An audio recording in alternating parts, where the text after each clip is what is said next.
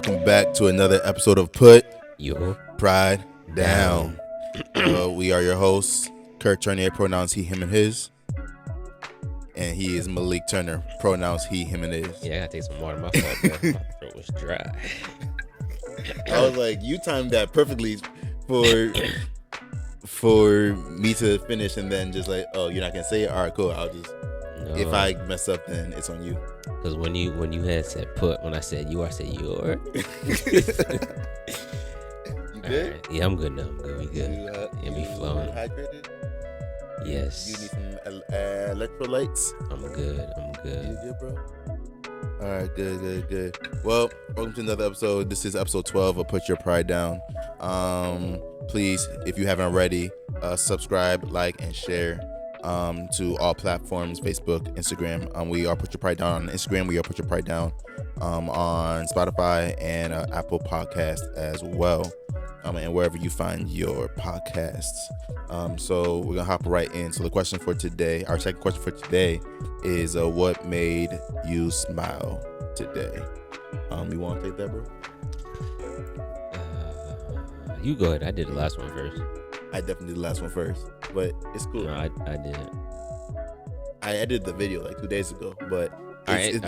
but you know what? It's all good. Honestly, I edited both videos in the last 2 days. It's fine. It's fine. We are now on our third week. Is this our third week recording consistently? Yeah. This is our third week? Yeah. All right. Yeah. And I think this is the longest stretch of time that we've recorded back to back. I don't know. In the beginning, we definitely started strong, but I think we did like 2 in the beginning. Then we took a week off. Then we, whatever. Listen, we here. We are here. All right. Episode 12. I'm gonna put your pride down. The question is for today, what made you smile?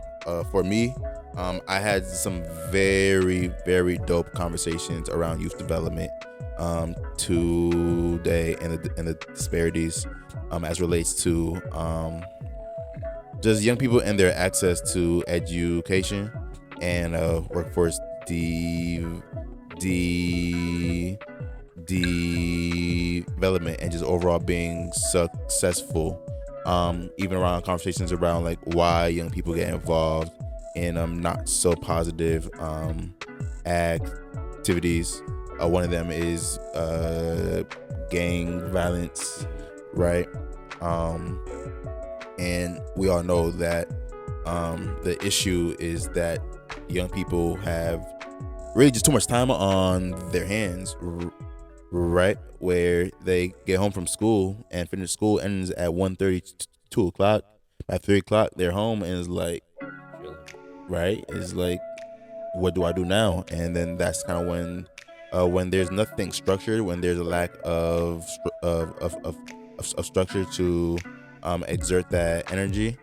Sometimes youth fall into some negative situations, and just having conversations around how do we fill that time for young people, and in my program that I am managing, just creating partnerships with people in the community and organizations in the community.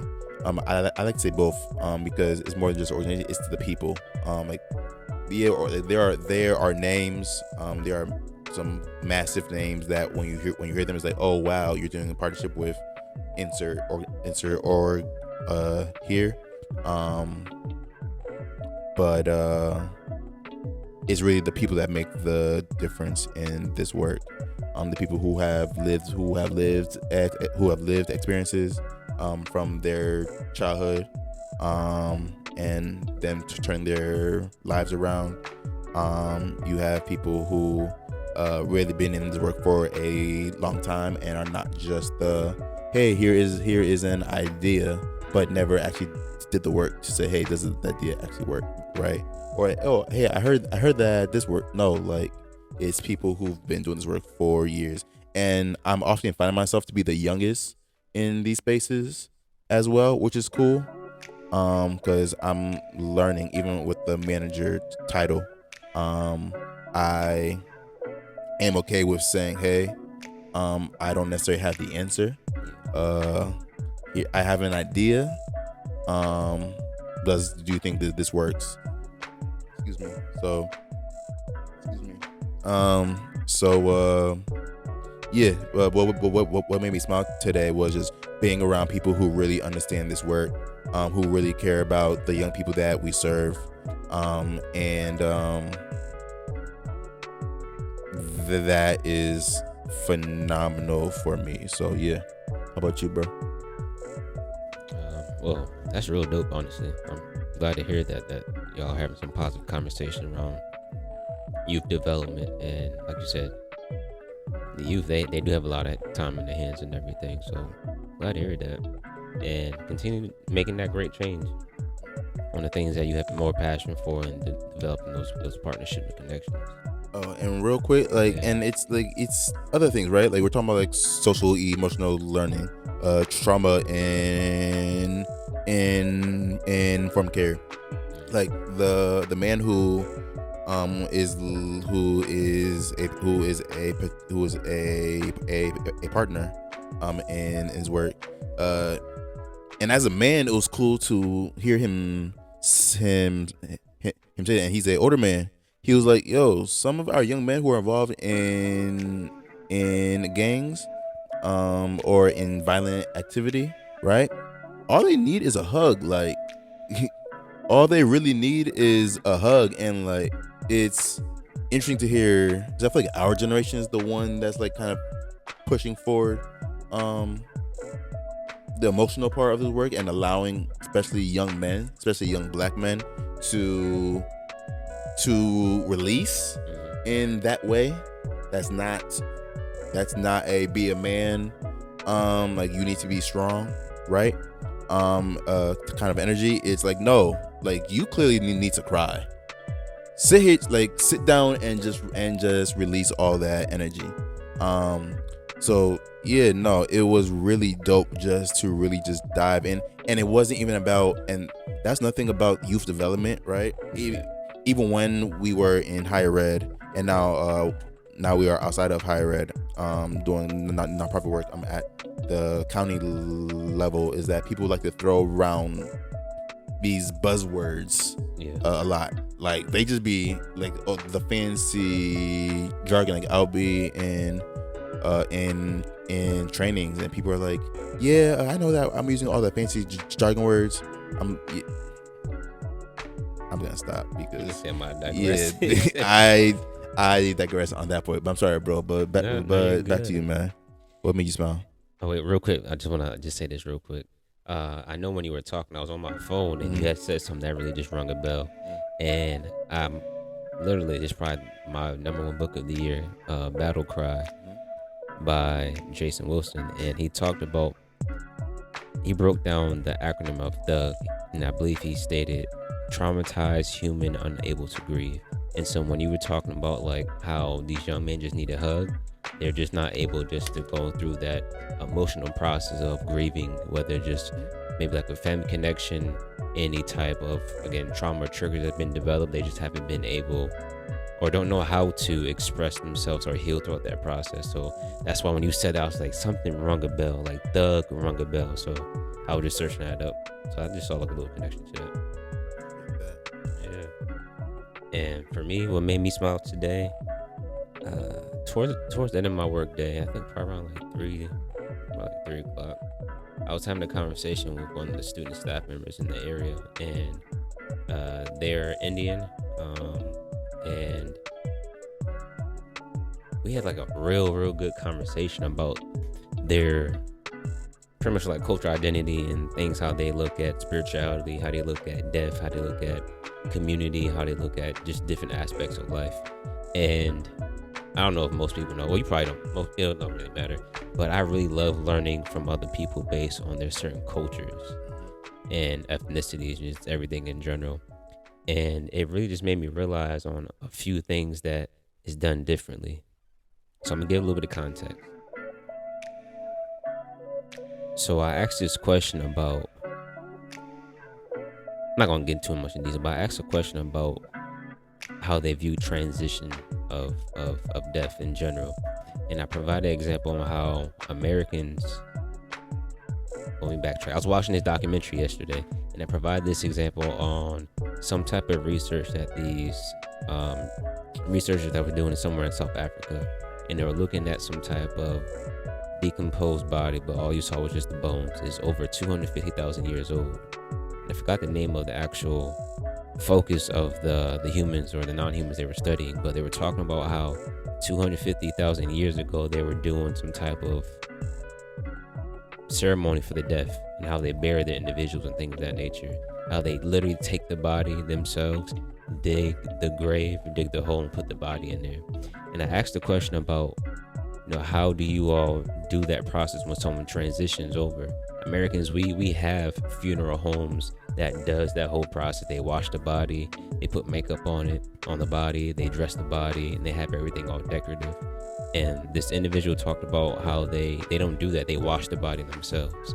And it was very interesting to show how they were able to talk about the respect on how they just put like water on the body, wash the body, and all due respect, and they dress the body. And it's different based on your relationship to that individual. Because if you're married, they told me that they have like some type of like remarriage type of system. It was just very interesting. And so that having that conversation made me realize, like, me just being African American and them just being Indian, came right from India to come to the United States for their own purpose, but realizing that really just made me it just rung a bell on how interesting it is on how they view just life in general when it comes to life and when it comes to death.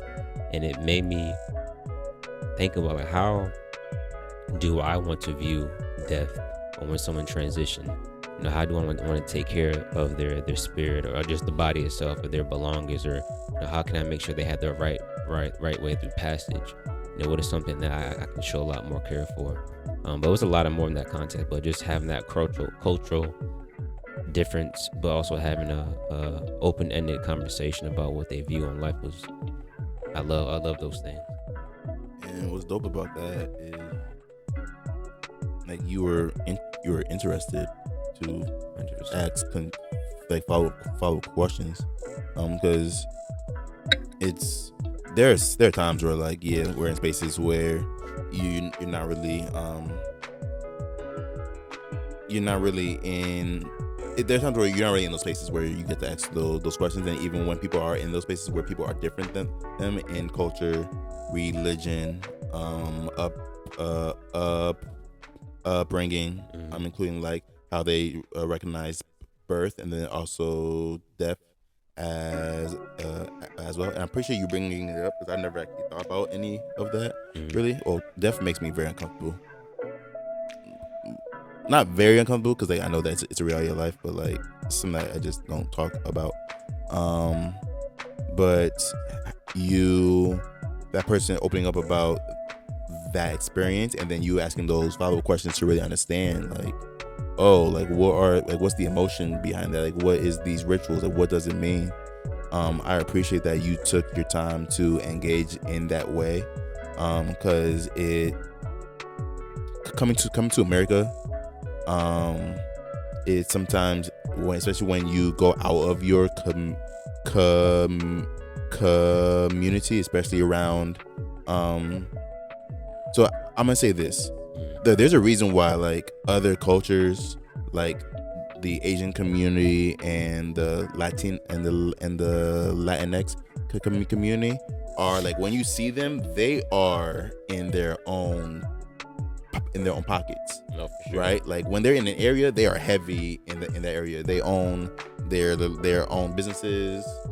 Their homes are close in proximity to each other. They keep the money flowing inside of their communities as well. And it's because when people come to America from other countries, you are sometimes forced to adapt into American culture, and you're forced to lose your culture that you came to America with. We all have to adapt, but that does not mean you have to lose a piece of yourself, right? And your identity. And you being American born and raised was impactful for him, for you to be asking her. My apologies. Impactful for her for you to ask those follow-up questions, because not all Americans, this is not an attack on, but American culture, I will say, is it's America versus everybody else, or like or America is the land of the free. There's no better country in the world, right? That's not true. No, it's not. It's not at all. That's not true. Like, every country has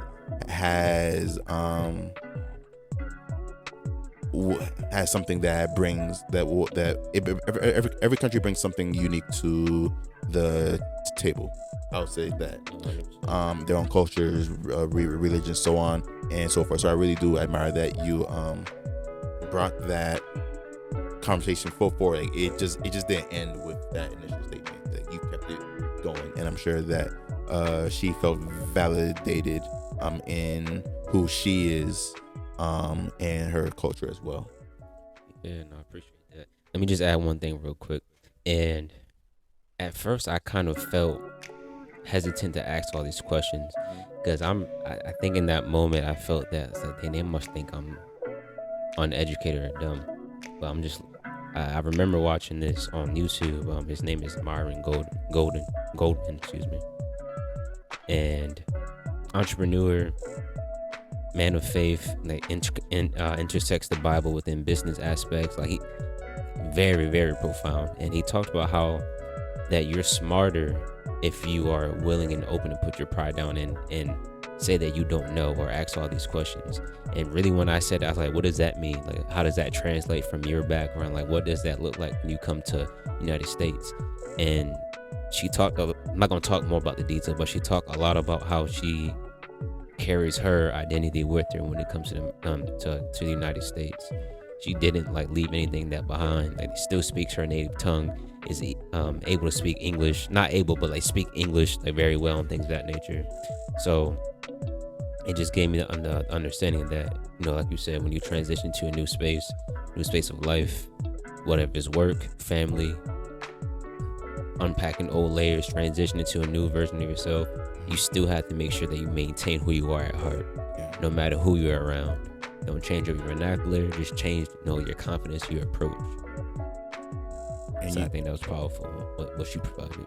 And what's interesting about that, and I appreciate you sharing that, you having that conversation and you sharing it. But when you were talking about new spaces, the phrase "new levels, new devils" was a constant in my head all week long. Like, honestly, because I said I just started this new job about a month and a half ago, and appreciate it, bro. Thank you. With the applause button, we never forget the applause button. First of all, I don't have my glasses on, but we need to see what these other buttons do too. All right, cool. When I put on my glasses, I'll read what it says. You're not gonna put them on, bro. But I've been thinking about to pivot off of that conversation into, and we could go into the next part. But this new role is hard. Like, it is hard when you're building a program from the ground up, when everything from scratch, staff from scratch, policies from scratch, partnerships from scratch. No manual provider. No, like there's no. There is a manual. There is a manual. But the structure is not there, and I have to build it with the staff.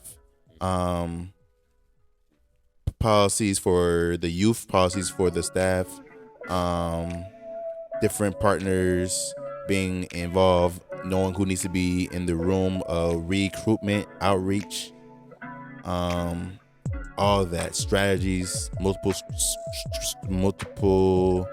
strategies, planning 2-3 years into the future, all that, answering to people questions and stuff.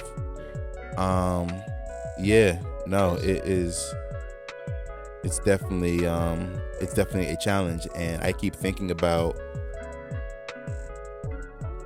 new, like going like basically on what you're saying about entering new spaces and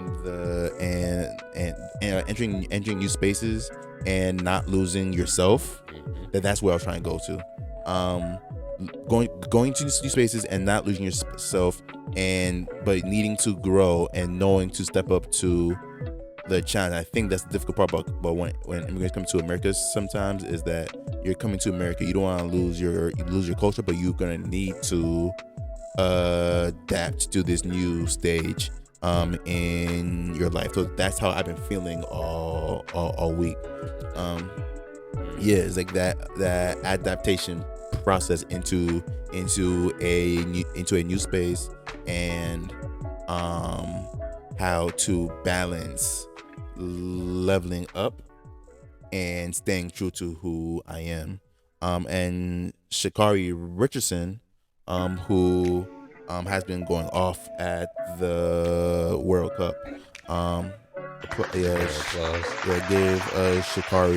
Sha'carri Richardson her flowers, because, so quick background, she's a young lady, track star, right? And 23. Then right, only 23 years old, but a few years back when she started to blow up on social media and like on the world stage, she was killing it.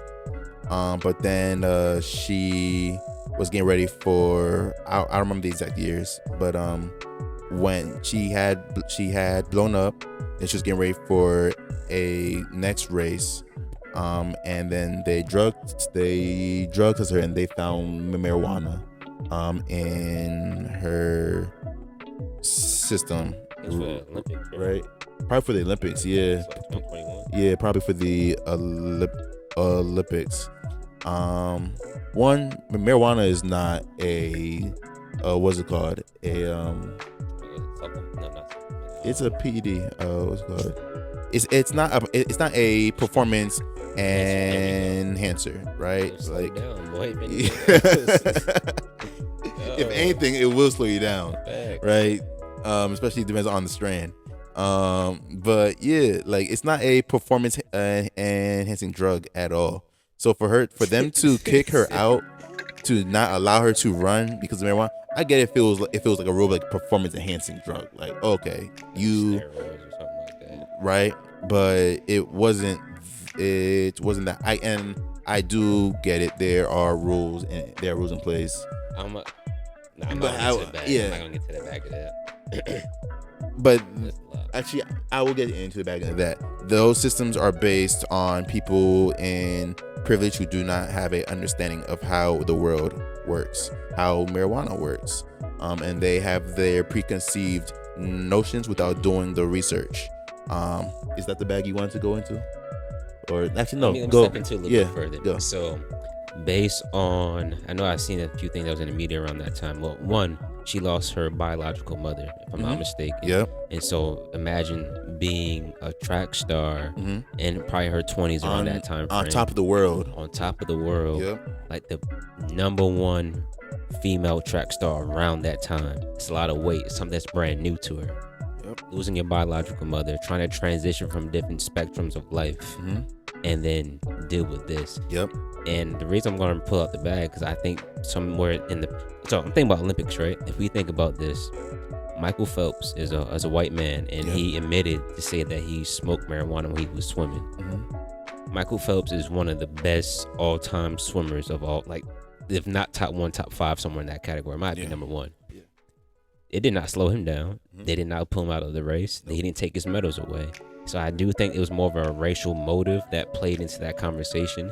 Because there was other things where I seen in the Olympics how they didn't want to allow black women to wear swim caps, saying it was like a little cheat code. We all know that for us black women, hair is very.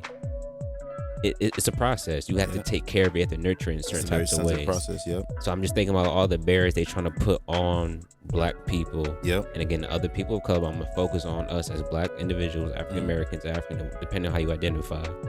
They trying to put all those barriers on them, on us, to limit our godly actions or abilities and things of that nature.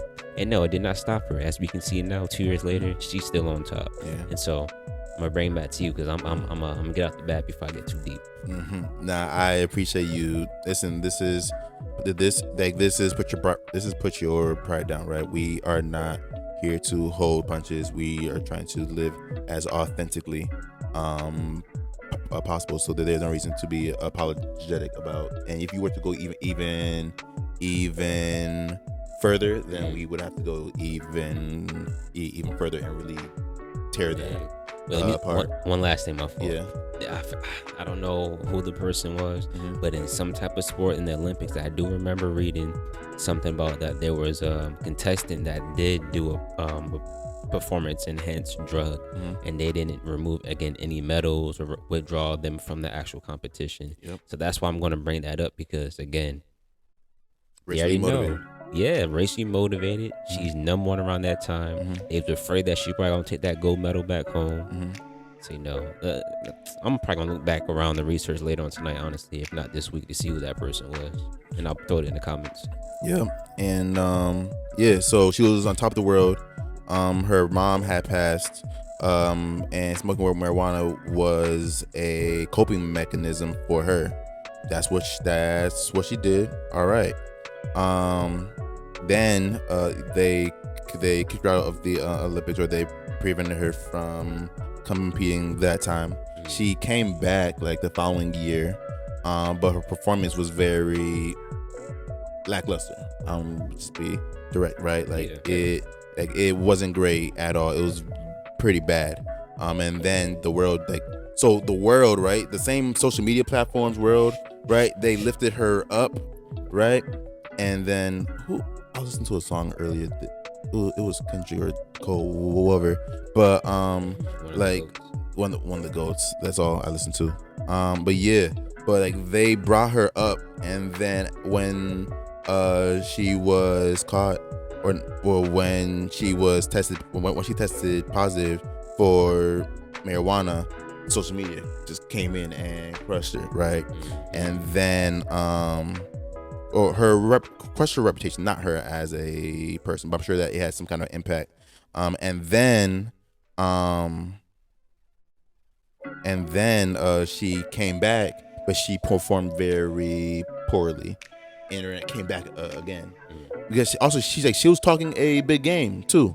Like after she came back and was talking a big game, like, hey, I'm back. I'm just not back. I am better. And then she came back. Her performance was lackluster, and then the world, on top of the marijuana, added her bad performance, came even heavier on her.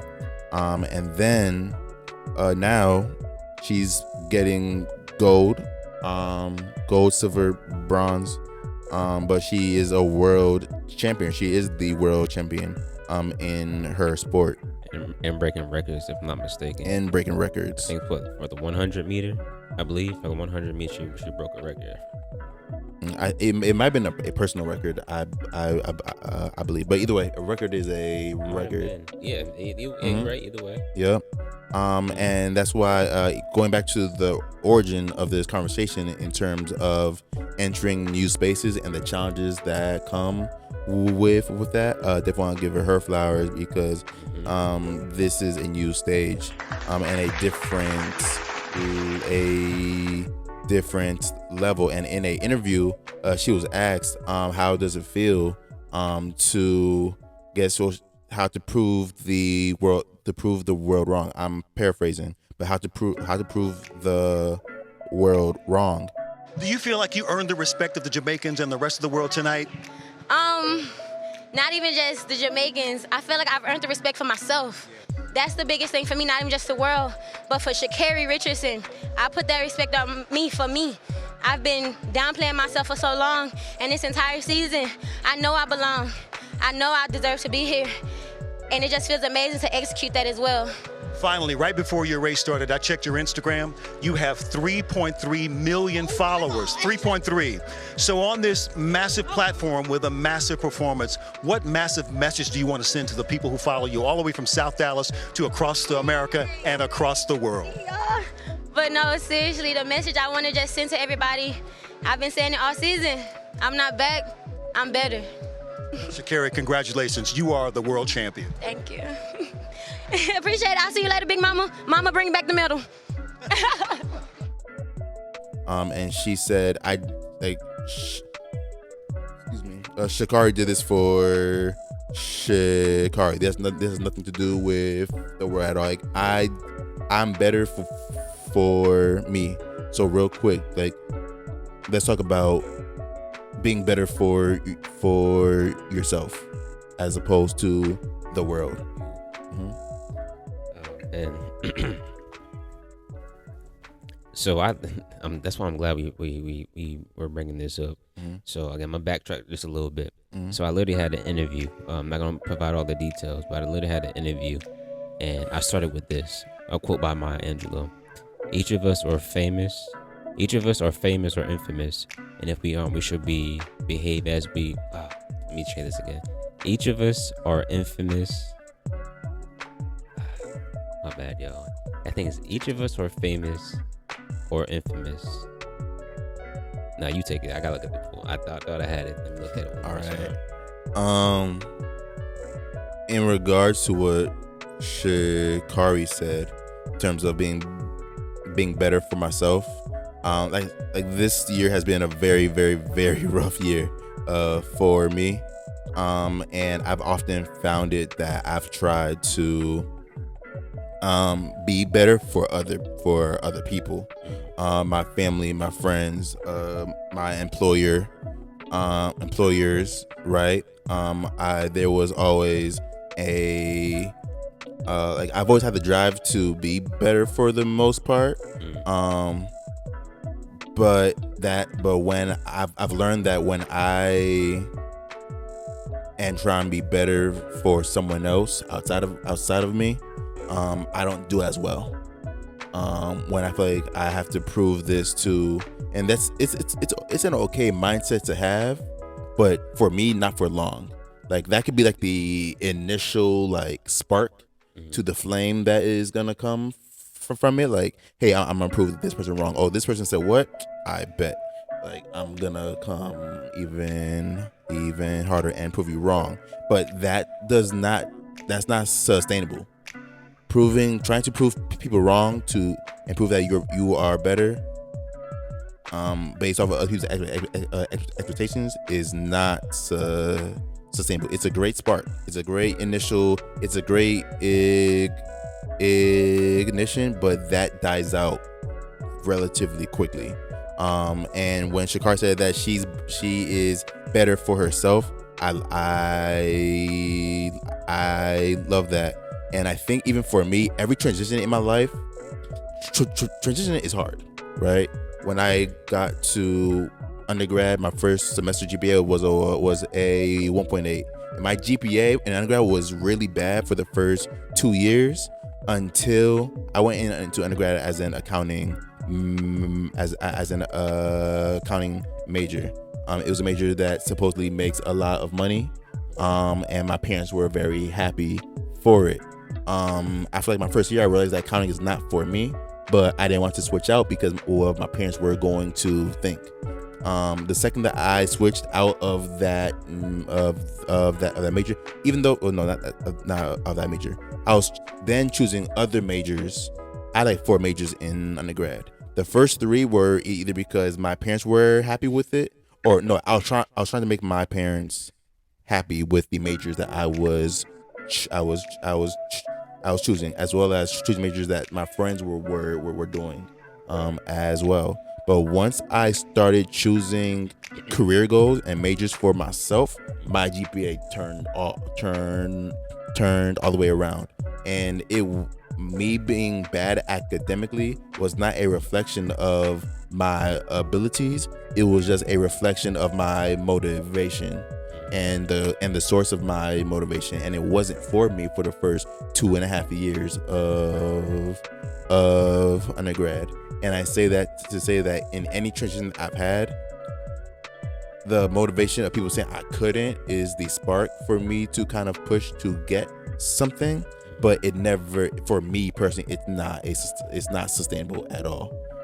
So I love that for her, and I think that was the same thing for her as well. Is that when she was coming off and I don't know her, so I'm going to assume this just because of the work that I am in. When she came back after the marijuana issue, like she saw how the world turned on her, right? So it was, I would feel that her motivation was trying to prove the world wrong. That first time her performance was not great because it was not coming from a pure place, I'll say, right? But once she said that I did this for me, now look at her now. And I digress. Oh, that's beautiful. That's beautiful, man. You found that quote, bro? Yeah, and I found it, yeah. Because, like what you said based on that fuel part, like using that outside noise to fuel you. Yeah. Your intentions are misconstrued. Yeah. Like you said, the direction that you go towards you don't know what you finna accomplish. You don't know if you do accomplish this thing, that you have to reflect on, like, did I really do it for me, or did I just really just do this to show everyone who I am and what I'm capable of? Sometimes that's not even needed. You know, they say move in silence and let your work show for itself. But yeah, now you never seem like that type of individual anyways. Like you literally just work in silence, let things show on its own to the world. People have anything to say, that they can say anything, but it doesn't really impact. Again, from the outside looking, it doesn't really impact on what you do, because you try to continue to move steadfast as much as possible. I'm gonna be honest. I have everything that someone has said about me. It's still there. It's still there. I've let it go. Forgiven, not forgotten. I'll say that. And I digress. All right, we're not gonna get in the bag. I appreciate you being honest and transparent. All right, so I found the quote, y'all. I thought I was gonna be able to find off memory. So it states, "Each of us, famous or infamous, is a role model for somebody, and if we aren't, we should behave as though we are cheerful, kind, loving, courteous, because you can be sure someone is watching and taking deliberate and diligent notes." And when I used that in the interview, I was really just talking about more about me as an individual. And this quote was by the late Dr.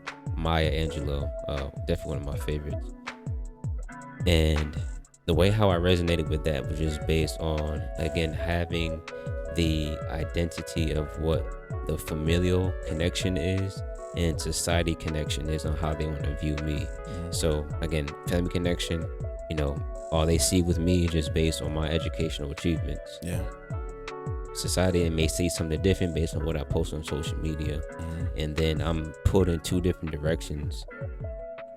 Like that literally was probably about like 20, I'll probably say like almost 23, 24 years of my life. I felt, well, probably like 25, 26 to be honest with you.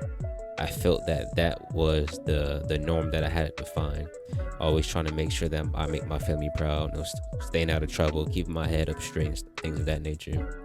And that really changed for me when I again got improved my relationship with God and realizing that I need to remove all those barriers,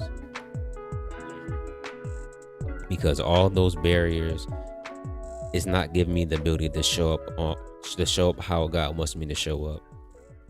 If I'm steadily trying to reach these expectations of what my family, how my family wants to see me dress, how they want to see me talk, how they want to see me communicate, how social media, all those things combined, I'm going to lose myself throughout the process. And I'm going to figure out how I move in different spaces and rooms that I won't be me. And they say when you're by yourself, that is your true authentic form. And that's how I try to do my best, my ability to perform that type of way. Because if I'm able just to be within my light, the light and energy that God has given me, then nothing else can stop me. I don't have anything else to be jealous of or envy of or feel judgmental of or things of that nature. And so again, when she said that, I don't feed off what other people say about me. It's really just me against me, and it's been a tough battle. I'm still dealing with that nowadays, because all right, I was watching this video one time. They talked about the inner voices that we hear in our head.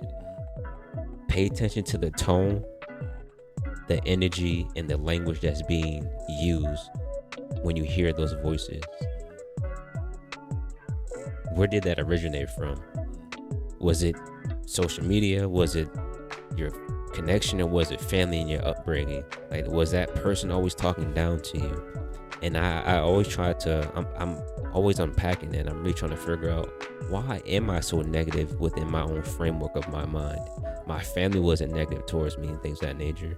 And they may be judgmental in different ways, and I'm not talking about my family because I said this stuff in my family connection, and they know how, because all that. But anyways, like, I'm trying to figure out what is that type of tone? Where did that really come from? And so when she talked about how she's doing it for her, she don't have any other expectation. I'm trying to figure out, what am I doing for me? Like, what is my purpose being here on this earth? Like, what the things that I'm doing, this podcast, other things, like what is the main reason we're doing this for? What are we trying to achieve? But what are we trying to learn throughout that process? And so I know it's going to be an everyday type of work. And my main thing is to make sure that I am walking in the purpose that God has ordained me to walk in, to please God, to serve Him and His people, and still trying to figure that out. How can I do that successfully? Not just from a monetary point of view, but of heart. Like, how can I make sure the things that I'm doing, that my heart feels full and pure? That I feel I can be my true, authentic self no matter where I go. That I can say what I want to say and stand on that 10 toes down no matter what. But also be open-minded to welcome other input, but not to change my own perspective on how I view myself and things of that nature. So again, when she said that it didn't really resonate with me, but I understand where she's coming from. She's doing things for her, but what does that look like? What are those check mark boxes? What are those goals? What are those objectives? So, and I think that's person to person, bro. Is like I said, like you couldn't really connect with it, but like, well, no, you can't connect. You understand, but you able to connect with it. And I think those check boxes, those goals, it's those of which we create for ourselves.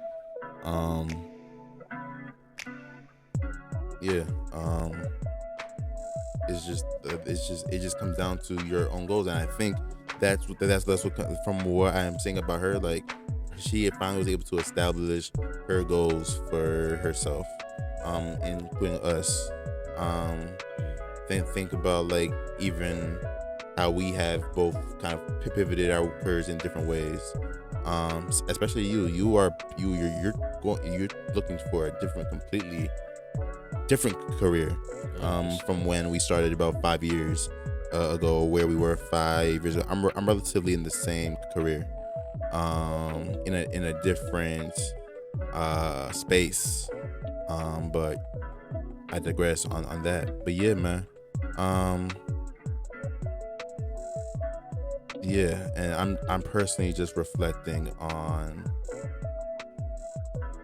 letting some grudges go, to be honest, because even having this conversation, kind of just openly talking about and saying what I said earlier, I realize that I still have some grudges I need to let go of, because I could see that potentially hindering my growth and kind of keeping me. And I think when you operate in a mindset of a grudge, or operating for that space of others to prove others wrong. So let's say that someone did you wrong, like March of 2023, right? If you're still operating in that anger and that grudge of March of 2023, and it's currently September of 2023, you are 6 months behind. you are 6 months in the past, right? Versus, all right, that had happened, but it's currently September of 2023.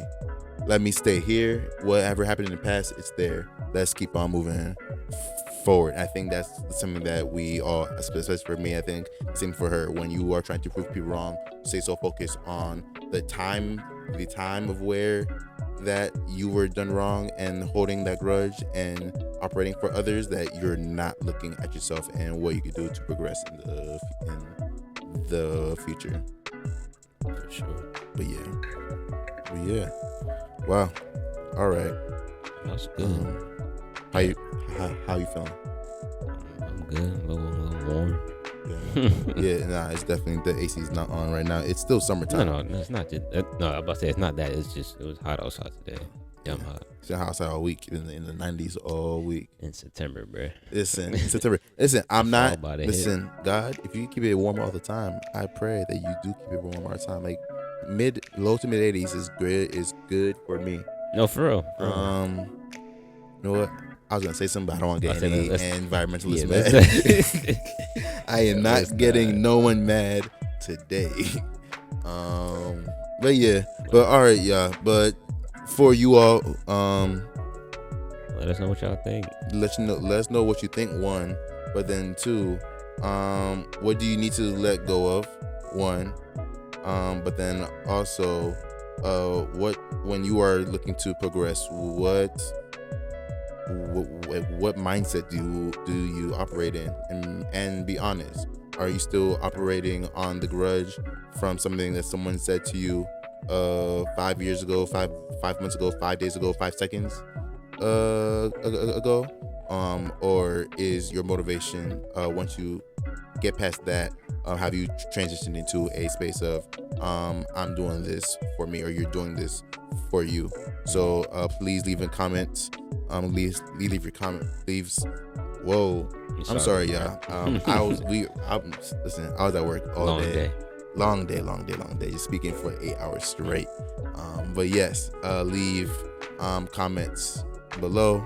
Continue to like, subscribe, subscribe, and share. I'm out of words, yeah.